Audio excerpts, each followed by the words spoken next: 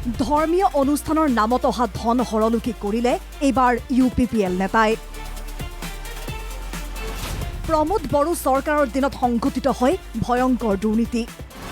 মছজিদ উন্নয়নৰ বাবে দিয়া ধন আত্মসাতৰ অভিযোগ। প্ৰমোদ বড়ো চৰকাৰৰ দিনত BTCৰ বহু স্থানত উন্নয়নৰ বাবে আবণ্টিত হৈছিল লাখে লাখে টকাৰ ধন। কিন্তু সেই ধনৰ কিমান কাম হ'ল সাধাৰণ জনতাৰ বাবে? দৃশ্য এয়া ওদালগুৰিৰ ৰৌতাৰ। প্ৰমোদ বড়ো চৰকাৰৰ দিনতেই আবণ্টিত হৈছিল ধৰ্মীয় অনুষ্ঠানৰ আন্তঃগাঁথনিৰ বাবে ধন আহিছিল 2 লাখ টকা। কিন্তু সেই ধন এগৰাকী UPPL নেতাই হৰলুকি কৰাৰ অভিযোগ। চৰকাৰী অনুদান দিছে, সেইটো কাম হ'ব লাগিছিল, চবেই পাইছে, আমি পোৱা নাই। এইটো কাম কৰিব লাগিছিল, নিজে যে এনেকুৱা কৰিব এইটো আমিতো ভবা নাই। সি আৰু আমাৰ এই বিলাল হুছেইন আমাৰ এইটো পশ্চিম ডিব্ৰুচৰা জামে মছজিদৰ সম্পাদক হৈ কিনে যদি এইটো কৰিব পাৰে সেইটো আমি কি ক'ম আৰু? সেইটোতকৈ নিলজ্জ কাম কোনোবা কৰিব পাৰে নেকি? UPPL চৰকাৰৰ দিনত অহা আলাৰী চেৰাং বিথাংগী নামৰ অনুদানৰ 2 লাখ লুটিলে UPPL নেতা বিল্লাল হুছেইনে। ৰৌতাৰ পশ্চিম ধিব্বিচৰা জামে মছজিদলৈ প্ৰদান কৰা ধন আজিও লাভ নকৰা অভিযোগ উত্থাপন কৰিলে মছজিদ পৰিচালনা সমিতিয়ে। ৰুদ্ৰ বসুমতাৰী তেওঁ আহি পেলাই চেকখন আমাৰ ৰাইজৰ মানুহ মাতি চেকখন মোৰ হাতত আৰু মোৰ লগত আৰু এজন মানুহ আছিল 2 লাখ টকাৰ চেক আছিল আমাৰ হাতত অৰ্পণ কৰিছিল। তাৰপিছত মই চেকখন কমিটিৰ মানুহে সভাপতি সম্পাদক আছে, মই সিহঁতক মাতি চেকখন দি দিলোঁ। সিহঁতে জইন একাউণ্ট খুলি চেকখন জমা দিছে।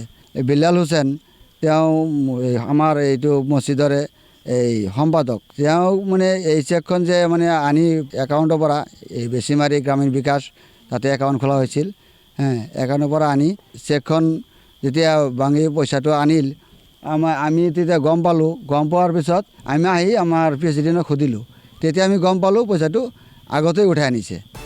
মছজিদ পৰিচালনা সমিতিৰ সম্পাদকৰ দায়িত্বত থকা UPPL নেতা বিল্লাল হুছেইনে ৰাইজৰ অজ্ঞাতে বেংকৰ পৰা ধন হৰলুকিৰ অভিযোগ। বিগত 5 নৱেম্বৰতেই অনুদান লাভ কৰা ধন ৰাইজৰ অজ্ঞাতে মোকলাই লৈ যায় বিল্লাল হুছেইনে। ইফালে 2030 চনত UPPL চৰকাৰ আহিলে বহু গাঁৱৰ ৰাইজক UPPLত যোগদান কৰাৰ ধমক দিয়ে।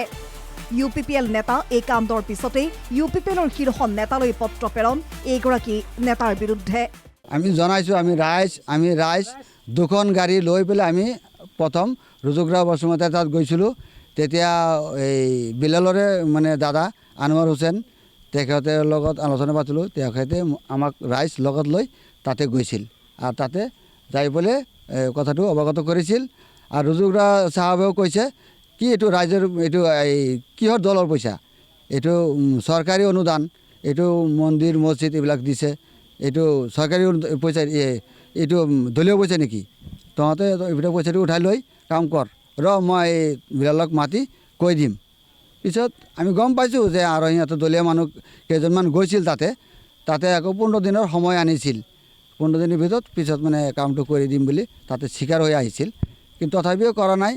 আমি বহুদিন অপেক্ষা কৰিলোঁ তথাপিও। বহুবাৰ UPPL নেতাক অৱগত কৰাৰ পিছতো কোনো গুৰুত্ব নিদিয়াত লালপুৰ আৰক্ষীৰ চকীত ৰাইজে দাখিল কৰে এজাহাৰ। ধৰ্মীয় অনুষ্ঠানৰ নামত অহা ধন হৰলুকি আৰু আত্মসাত কৰা বিল্লালৰ বিৰুদ্ধে ব্যৱস্থা লোৱাৰ দাবী। ওৰাঙৰ পৰা গৌৰৱ গোস্বামীৰ ৰিপৰ্ট NKTV+।